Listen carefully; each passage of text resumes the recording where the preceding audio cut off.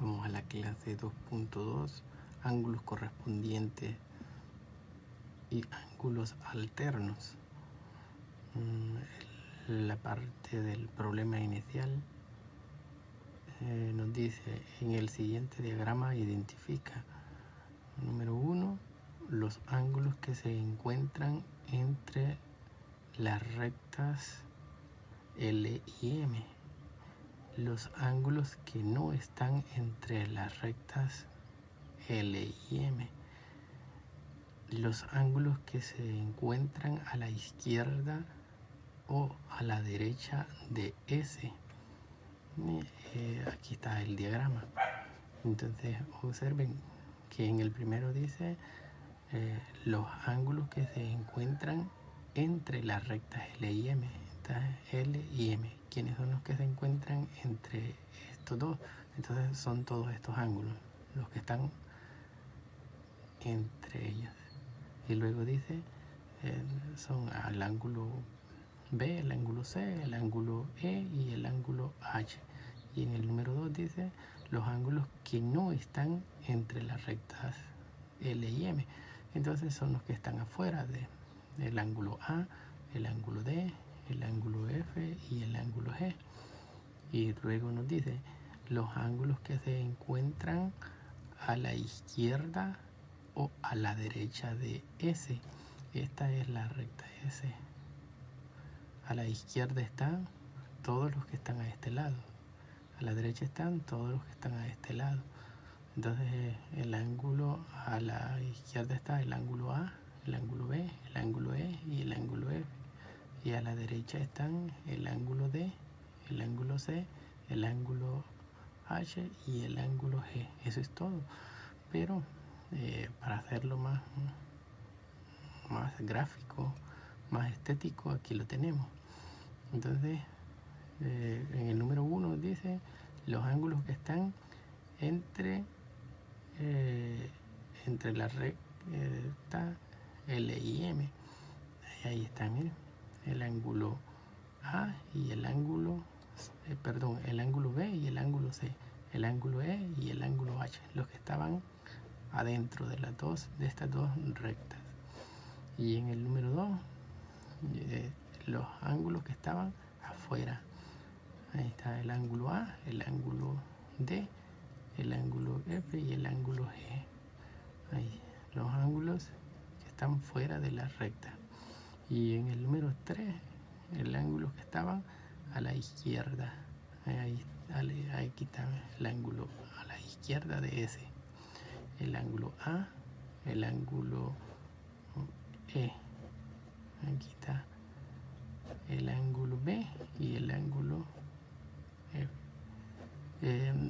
¿Por qué hace esto el ángulo A y el ángulo E? Ya van a ver por qué, para que ustedes ya se vayan familiarizando con esto. Y el ángulo B y el ángulo F, observen, son los que están a la izquierda. Ahora a la derecha serían algunos va a decir los que no están a la izquierda, y así es: el ángulo D y el ángulo H, el ángulo C y el ángulo G.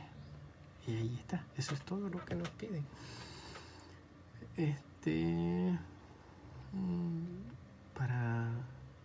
De modo de conclusión, tenemos los ángulos que se identificaron reciben un nombre especial según la posición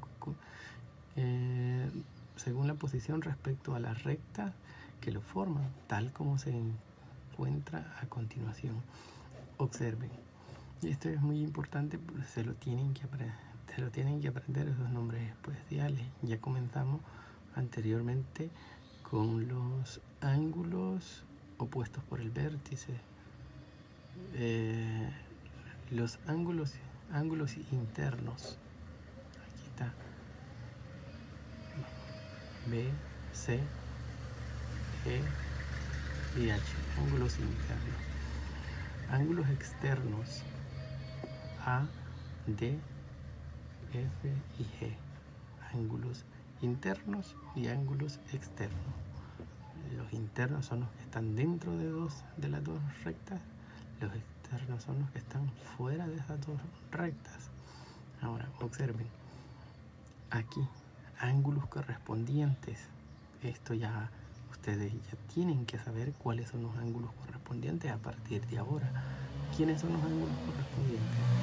Observen, A y E. A y E. ¿Se recuerdan cuando se pusieron los ángulos que están a la derecha y a la izquierda y se pusieron de esta manera? Porque aquí ya estaban identificando cuáles son los ángulos correspondientes, A y E, D y H, B y F, C y G. Esos son los ángulos correspondientes. Entonces, ustedes ya de una vez, ángulos correspondientes, ustedes ya tienen que identificar esto: A y E, B y F, D y H, C y G. Y ángulos, los alternos externos, observen, ya le está diciendo que son los que están afuera, externos, pero externos. Observen, A y G. Miren, A y G. ¿Quiénes serían los otros? D y F, D y F. Y el que sigue, internos, alternos, internos, que serían B y H y C y E. Eso es todo. Ángulos alternos externos y ángulos alternos internos. Rápido identificar eso para las próximas clases es vital.